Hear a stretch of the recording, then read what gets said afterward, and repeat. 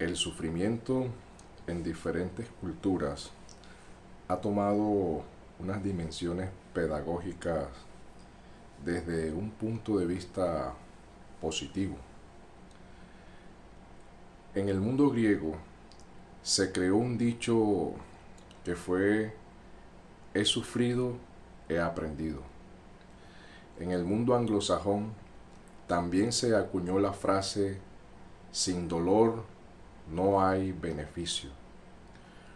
Muchos padres usaban una correa, una chancleta o una vara y se la mostraban a los hijos en el momento de estudiar. La conclusión que ellos sacaban con esta estrategia de disciplina y la frase que se acuñó entre nosotros fue: la letra con sangre entra. Dios también ha usado el sufrimiento de forma positiva para enseñar a sus hijos. Dicen las escrituras que: hijo mío, no menosprecies la disciplina del Señor, ni desmayes cuando eres reprendido por Él, porque el Señor al que ama disciplina y azota a todo al que recibe por hijo.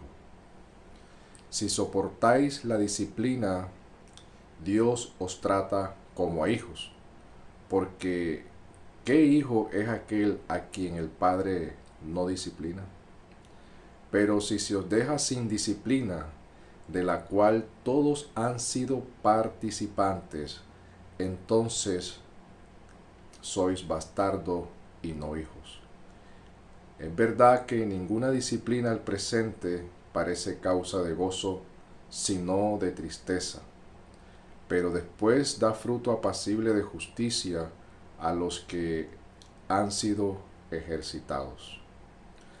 La palabra disciplina también puede traducirse como castigo o sufrimiento.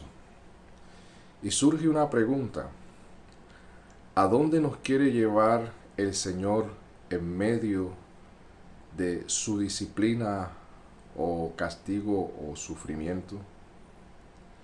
¿Cuál es el fin del sufrimiento que se da a los hijos de Dios? Una de las respuestas es que cualquiera que sea la causa de nuestro padecimiento, el fin último de este es que glorifiquemos a Dios. El título del sermón en esta mañana es: el padecimiento que glorifica a Dios. Y les invito a leer el texto que se encuentra en Primera de Pedro, capítulo 4, versículos de 15 al 19. Dicen las escrituras de la siguiente manera: así que ninguno de vosotros padezca como homicida o ladrón, o malhechor, o por entremeterse en lo ajeno. Pero si alguno padece como cristiano, no se avergüence, sino glorifica a Dios por ello, porque es tiempo que el juicio comience por la casa de Dios. Y si primero comienza por nosotros, ¿cuál será el fin de aquellos que no obedecen al Evangelio? Y si el justo con dificultad se salva, ¿en dónde aparecerá el impío y el pecador? De modo que los que padecen según la voluntad de Dios encomienden sus almas al fiel Creador. Hay que hacer la primera precisión en todo este relato. Y es que el apóstol Pedro nos deja ver que hay un padecimiento que no glorifica a Dios, y es aquel que violenta sus santos mandamientos. Pedro les está escribiendo a cristianos y les exhorta a que no busquemos un sufrimiento por causa de violentar la santa ley moral de Dios. Y él cita dos mandamientos que se encuentran en la segunda tabla de la ley, y es el homicidio y el hurto. Son dos infracciones extremas en las cuales las autoridades aplican toda severidad. El castigo en este caso sería justo, merecido. No se debería esperar bendición de Dios en medio de este sufrimiento, sino castigo. En el derecho romano, el homicida o ladrón se le aplicaba la pena de muerte. Y dice que la sentencia más rápida y menos dolorosa era la decapitación. La más dolorosa era la crucifixión, aplicada a los dos ladrones que estuvieron junto a nuestro Señor Jesucristo el día de su muerte. Pedro en este caso usa dos sustantivos o dos nombres propios común en lugar de dos adjetivos.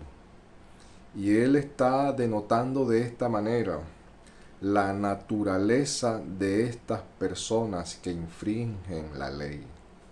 En pocas palabras, Pedro está colocando como ejemplo a personas no cristianas, los cuales tienen o están recibiendo o recibirán un castigo justo, un sufrimiento justo por la violación de la ley que han cometido. Inclusive la palabra malhechor es un término general que cubre todo tipo de malas acciones condenadas por la ley.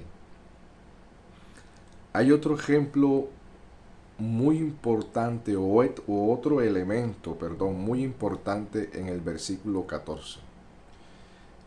Una prohibición que tiene relación con lo moral o lo social, y es entremeterse en lo ajeno. Un comentario define esta palabra entremeterse o entrometido, proveniente de dos palabras griegas, dos palabras que vienen de dos raíces diferentes en el griego, y es pertenecer a otro y supervisor. Significa, o su significado puede ser el que tiene los ojos en las posesiones de los demás, el que se entromete en asuntos ajenos, o el que interfiere en los asuntos de los demás. Un comentarista explica que es probable que Pedro, preocupado por los cristianos, al rechazar la idolatría y la inmoralidad pagana, y al ser celosos del Evangelio, se entrometieran en situaciones que no debían involucrarse. Y podían terminar traspasando los límites marcados en la sociedad donde ellos se encontraban. En pocas palabras, podían ser imprudentes hasta tal punto que podían llegar a entrar hasta el patio de los templos de estas personas, irrumpiendo en ellos y denunciando su idolatría. Por su imprudencia podrían terminar padeciendo, y esa clase de padecimiento no glorifica a Dios. En esta época no se podía hacer lo que se ha denominado muchas veces en plena época del siglo XX, siglo XXI, con relación a Josué: lo que pisare la planta del pie será mío. Aquí sí tenían muchos problemas con aplicar eso.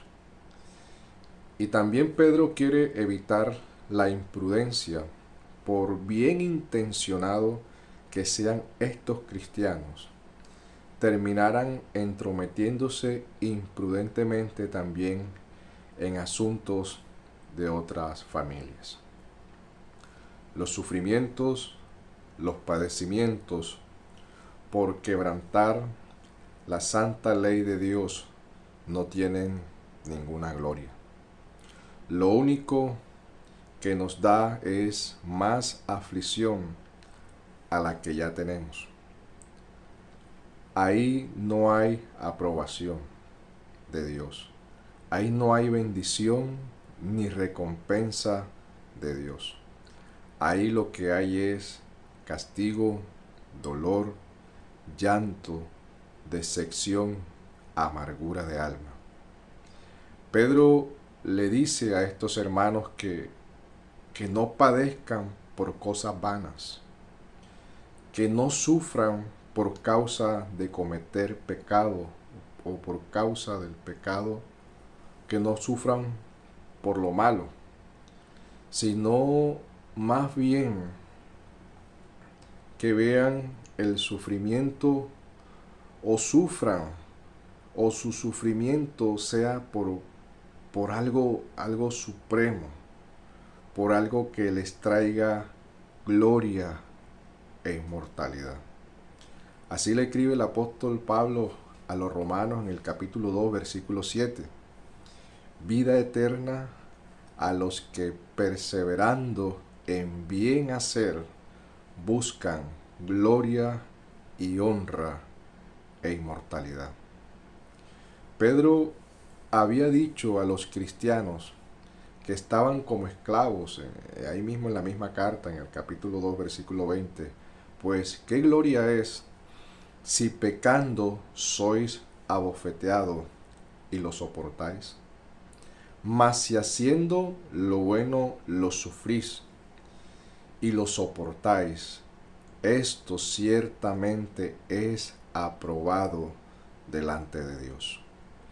Hay un sufrimiento, un padecimiento que sí glorifica a Dios, y es la obediencia a la santa ley de Dios, al Evangelio, al testimonio del Señor Jesucristo en nuestras vidas. Y así les escribe el apóstol Pedro a estos hermanos en el versículo 16. Pero si alguno padece como cristiano, no se avergüence, sino glorifique a Dios por ello. El testimonio de las Escrituras es amplio con relación a los padecimientos que han de sufrir todos aquellos que quieren seguir al Señor Jesucristo. El Señor le dijo a Ananías con relación a la conversión del apóstol Pablo. Él le dice a Ananías en el libro de los Hechos: yo le mostraré cuánto le es necesario padecer por mi nombre.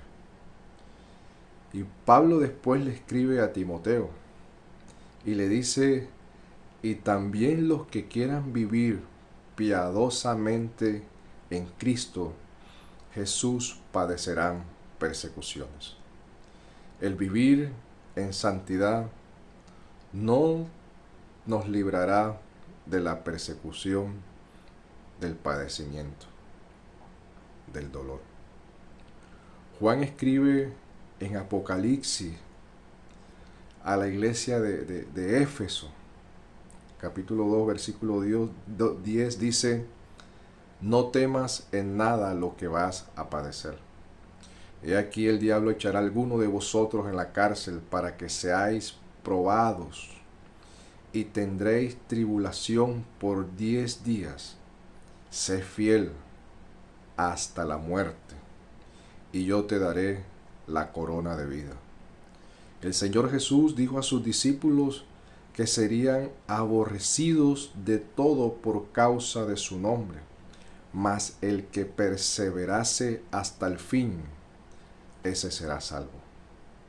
Jesús dijo: Si alguno quiere venir en pos de mí, niéguese a sí mismo y tome su cruz y sígame. La cruz, sinónimo de muerte por vida, de sufrimiento por paz en el siglo venidero. El contexto de los anteriores versículos nos deja ver que el cristiano, en medio de la sociedad que le tocó vivir, sobre todo en el primer siglo, no era nada fácil. No era nada fácil ser cristiano en ese momento. Ya Jesús se los había advertido, ya Jesús se los había dicho, ya Jesús les había enseñado el costo de seguirlo a Él. Y Pablo también escribe a los corintios que cómo es esta gran realidad en el primer siglo de llegar a ser cristiano.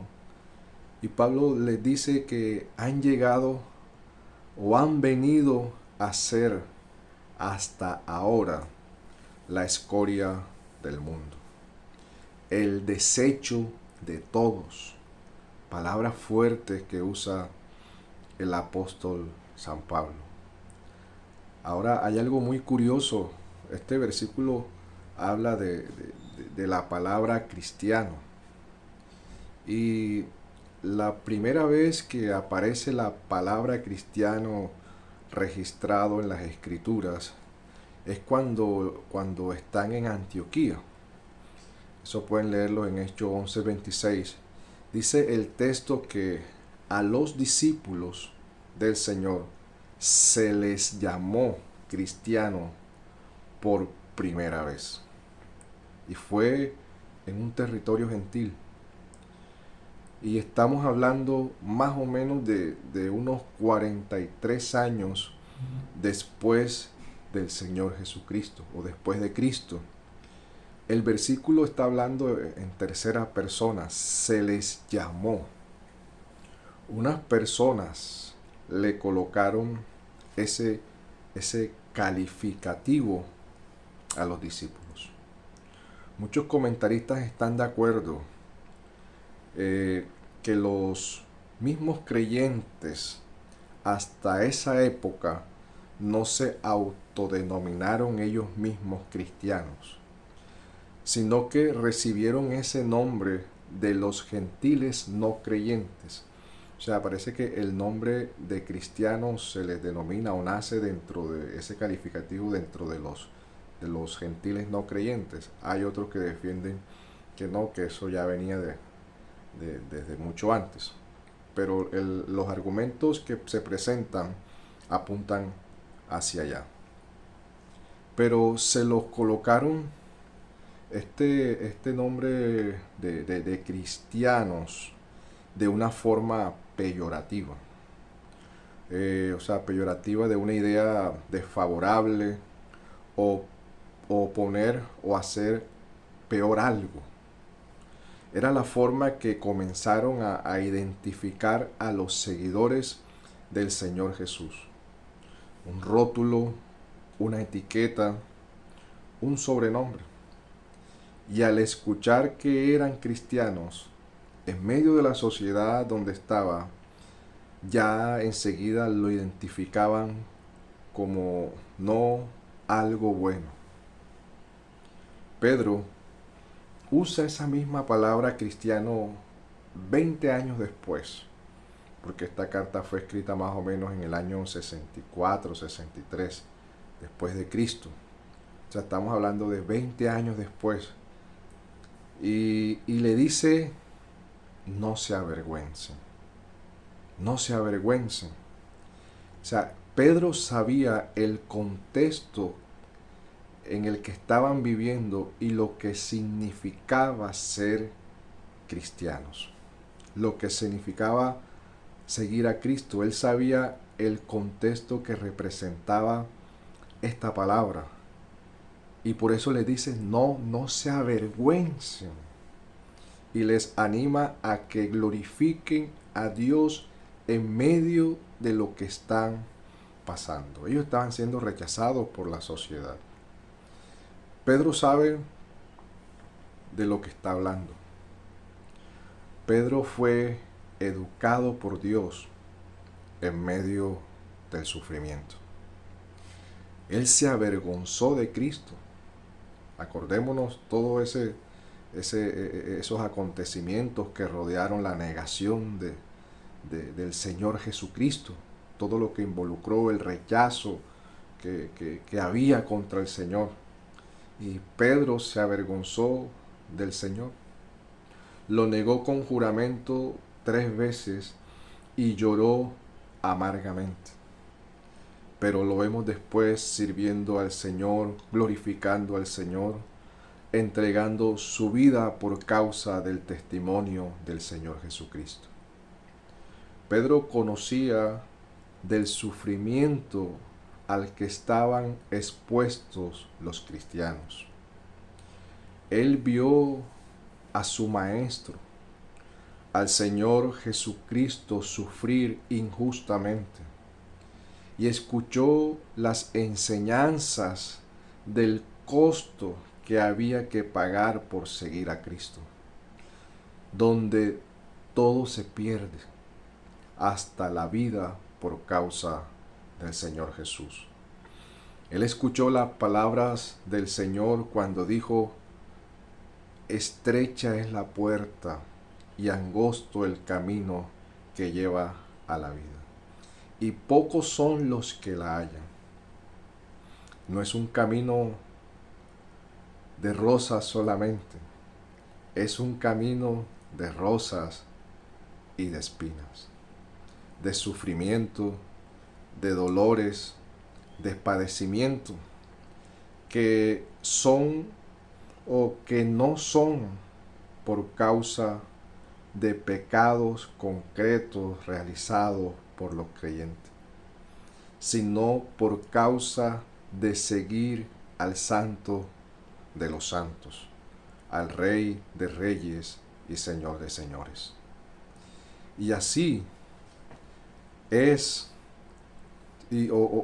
si así es como los hijos de Dios, que son obedientes al llamado del Evangelio, si así es con aquellos a los cuales la gracia de Dios ha alcanzado, todo lo que le toca pasar a los cristianos para alcanzar y llegar a la vida eterna, ¿cómo será con aquellos que rechazan a Dios y que rehúsan seguir a Cristo?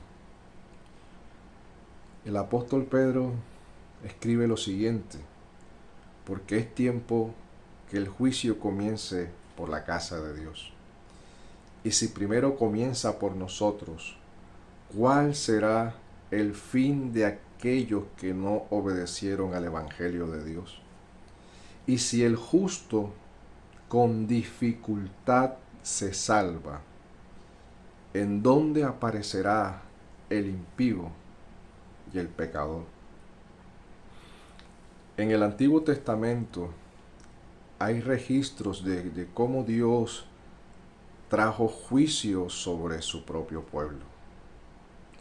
Y la causa del castigo, del juicio del Señor fue el pecado por quebrantar el pacto. Dios usó a los impíos para ejecutar las sentencias de esos juicios.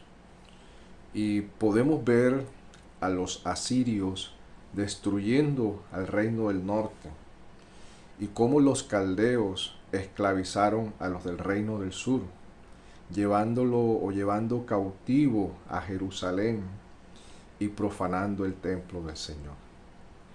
Este tema del juicio, del castigo de Dios por causa del pecado y todo lo demás, se desarrolló en el judaísmo intertestamentario como un concepto del juicio purificador.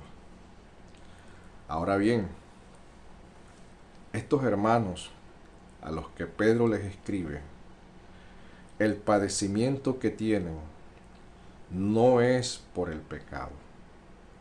La causa de su sufrimiento no es por causa de pecados concretos que ellos estén haciendo, como pasó en el Antiguo Testamento con el pueblo de Israel, que sí quebrantaban el pacto, los mandamientos de Dios. La carta nos muestra que la causa del padecimiento era su fe por el Señor Jesucristo. Así nos deja ver todo el contexto de esta carta y muchos versículos. Y surge una pregunta: ¿será que Dios ha enviado un juicio a estos hermanos por obedecer a su Hijo? La respuesta es obvia: no. Ahora bien, si Dios está usando si Dios está usando, no, Dios está usando esta prueba o padecimiento de forma soberana en medio de todos estos hermanos. Y la está usando de forma soberana desde muchos puntos de vista pueden surgir. Y uno de esos es para purificar a estos hermanos en su proceso de santificación, el cual es progresivo en nosotros los justos. Bajo este contexto, no hay y no vemos en Pedro un juicio de destrucción o un juicio que destruya la fe de estos cristianos por causa del pecado. Dios no puede mostrar ira destructiva sobre estos creyentes, sobre sus hijos, porque nuestro Señor Jesucristo fue el castigo de nuestra paz. Él fue la propiciación por nuestros pecados. Pero Dios sí puede usar circunstancias adversas para disciplinarnos y llevarnos a ser cada día más a la estatura de nuestro Señor Jesucristo. Hay que recordar algo con relación a la disciplina. El creyente, y quiero hacer claridad en esto, todo el tiempo está en la disciplina de Dios. Todo el tiempo y todo el peregrinaje sobre esta tierra está bajo la disciplina de Dios. Hay una disciplina que es instructiva y otra que es correctiva. La instructiva está presente siempre con nosotros hasta que Cristo vuelva.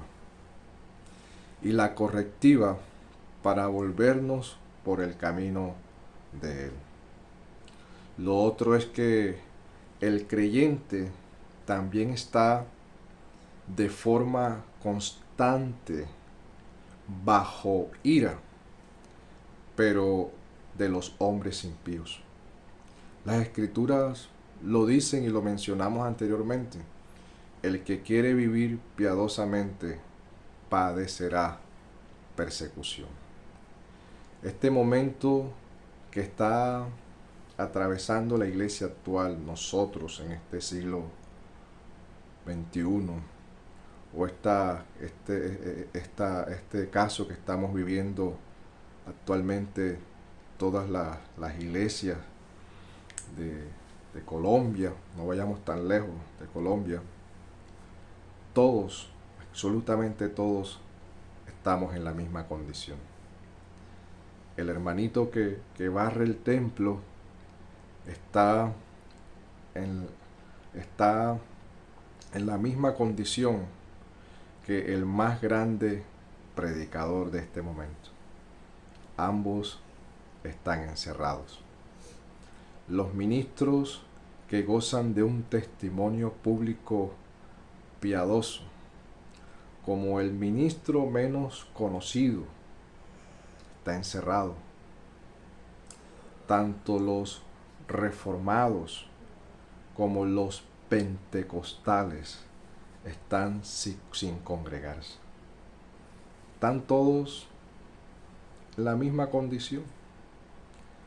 Habrán hermanos muy piadosos que aman a Cristo, que se esfuerzan por honrar a Dios, en la misma condición en este momento que aquellos creyentes que tienen un compromiso tambaleando con el Señor. Están igual, pero, pero Dios, en medio de las causas secundarias de su eterno poder, tratará cada corazón, cada iglesia local, de acuerdo al propósito que Él ha establecido, y la ayudará en todo este proceso purificador, trayendo purificación, por así llamarlo nuevamente, y disculpen que redunde en esta palabra, por medio de su Espíritu Santo a través de todo esto. Lo que sí es cierto es que los momentos de aflicciones nos llevan a buscar más a Dios, nos llevan a clamar a su misericordia, a reflexionar, a orar más, a depender de Él como nunca antes lo habíamos hecho. En medio de todo esto, Dios nos prueba. Y Dios obra de formas misteriosas, hermanos. Hay cosas que no tienen una respuesta clara a nuestro corazón. Y es el sufrimiento. Y sobre todo, que es usado por Dios para su gloria. Y podemos verlo una forma en que Él lo usa para su gloria. La prueba saca a la luz lo que verdaderamente hay en nuestros corazones. Dicen las Escrituras, y te acordarás de todo el camino por donde te ha traído el Señor tu Dios estos 40 años en el desierto, para afligirte, para probarte, para saber lo que había en tu corazón, si habías de guardar o no sus mandamientos. Sabemos que Dios conoce nuestros corazones, pero mi hermano, tú y yo no conocemos bien nuestros corazones. Una cosa es reaccionar cuando todas las cosas están bien, pero cuando estamos frente a la aflicción, el sufrimiento, el dolor, ¿cómo reacciona nuestro corazón frente a ello? Todo lo anterior debe de pasar el cristiano. Y es ahí donde nosotros encontramos un sentido a una frase que usa el apóstol Pedro en estos dos pasajes que acabamos de leer. Y es que si vemos que si hay dolor, si hay sufrimiento, hay angustias, hay aflicciones, hay padecimientos, y decimos como dijo el apóstol Pedro acá, bueno, pero figúrense, si el justo, si los hijos de Dios con dificultad se salvan, con dificultad se salva.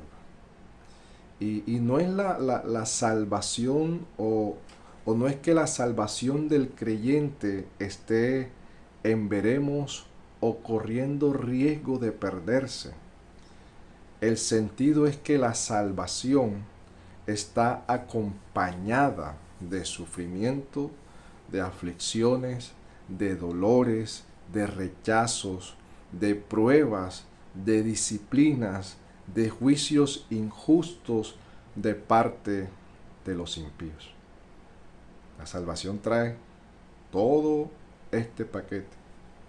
Todas estas dificultades hacen parte de la salvación, haciendo claridad que somos salvos por gracia, por medio de nuestro Señor Jesucristo, no por nuestro martirio o sufrimiento. Ahora bien, si los justos que van a salvarse sufren, imagínense lo que pasarán los que no son hijos de Dios. Si todo esto le pasa a los que están bajo la gracia de Dios, bajo la misericordia de Dios, bajo el amor de Dios, ¿qué le espera a los que no obedecen al Evangelio? ¿Cuál será el juicio o el final de aquellos que morirán sin Jesús en sus vidas? Si Dios es duro con su pueblo, ¿cómo será con los que no son pueblo de él? Y esto es serio, hermanos. El escritor de Hebreos nos muestra esta gran verdad. Él dice, porque si pecáramos voluntariamente después de haber recibido el conocimiento de la verdad, ya no queda más sacrificios por los pecados, sino una horrenda expectación de juicio y de hervor de fuego que devora a los adversarios. El que viola la ley de Moisés por el testimonio de 2 o 3 testigos muere irremisiblemente. ¿Cuánto mayor castigo pensáis que merece el que pisoteare la sangre del Hijo de Dios y tuviere por inmundicia la sangre del pacto en la cual fue santificado, e hiciere afrenta al Espíritu de gracia? Pues conocemos al que dijo, mía es la venganza, yo daré el pago, dice el Señor. Y otra vez el Señor juzgará a su pueblo. Horrenda cosa es caer en manos del Dios vivo. Está establecido que los hombres mueran una sola vez y después el juicio. Hermanos, el tema del juicio de Dios es un tema serio, sobre todo para aquellos que han muerto y morirán lejos de la salvación de Cristo. Las Escrituras enseñan que ese gran día dirá el Señor a los suyos, venid, benditos de mi Padre, heredad el reino preparado para vosotros desde antes de la fundación del mundo. Ahí quiero estar, en ese grupo de creyentes. No me interesa pasar lo que nos toque pasar en esta tierra. Allí quiero estar ese momento, ese día en que el Rey anuncie esas gloriosas palabras. Venid, entrad a mi reino, benditos de mi Padre.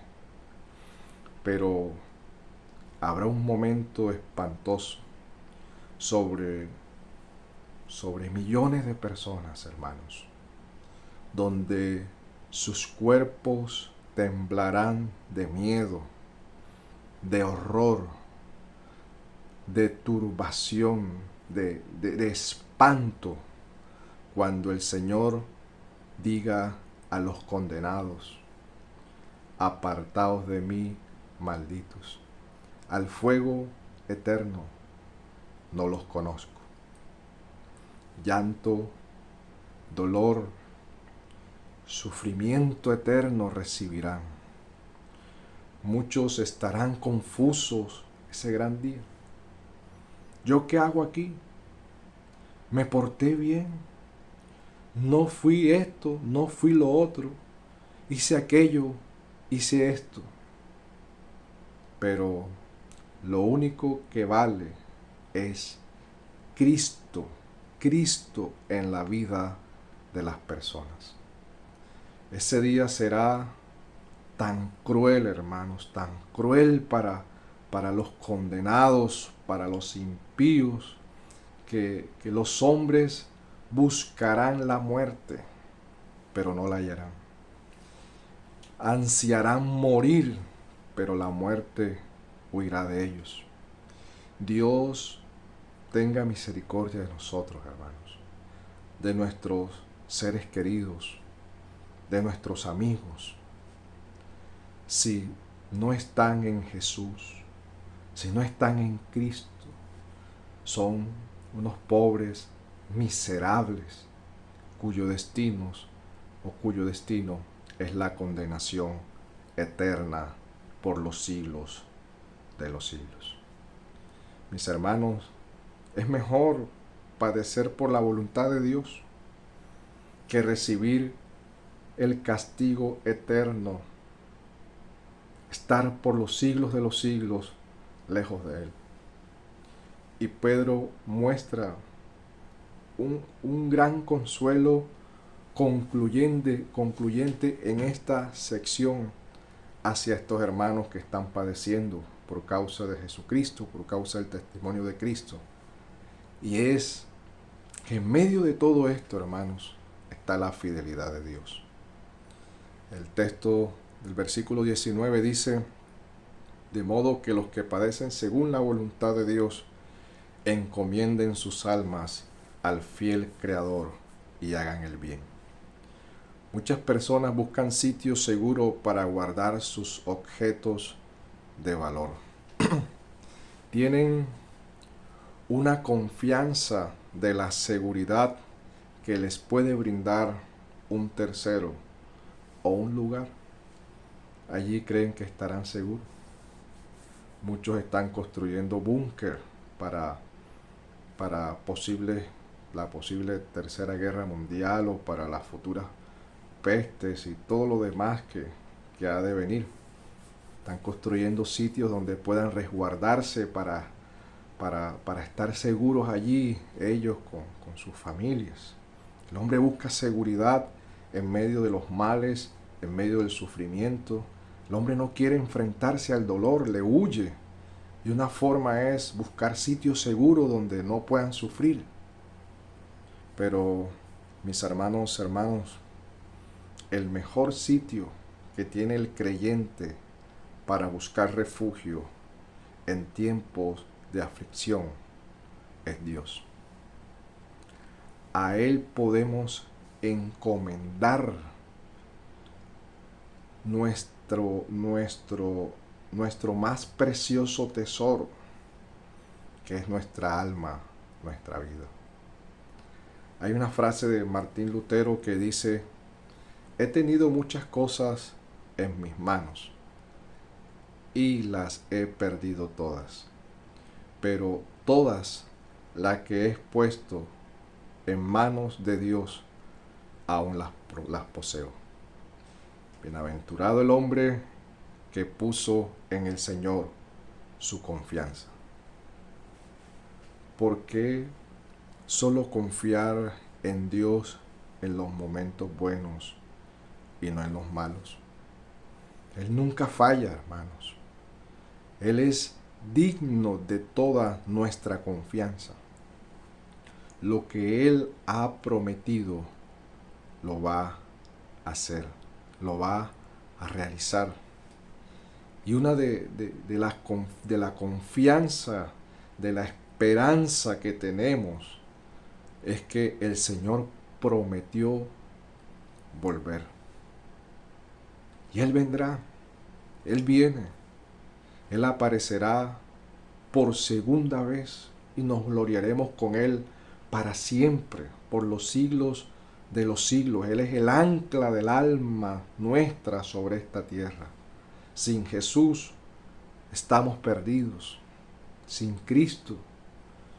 Y mientras Él llega, nunca debemos de cansarnos de hacer el bien, de vivir para Dios, de glorificar a Dios en medio de cualquier circunstancia. Es mejor sufrir por la voluntad de Dios, mejor es padecer por la gloria de Dios que vivir la eternidad separados de Él. Y quiero terminar con la siguiente frase que leí, no recuerdo muy bien su autor. Dice: la fe en Cristo no suprime el sufrimiento, sino que lo ilumina, lo purifica, lo eleva y lo vuelve lícito para la eternidad. El Señor nos bendiga, el Señor les bendiga. Y quiero dejarle con el himno en el monte Calvario para adorar a nuestro Dios. Amén.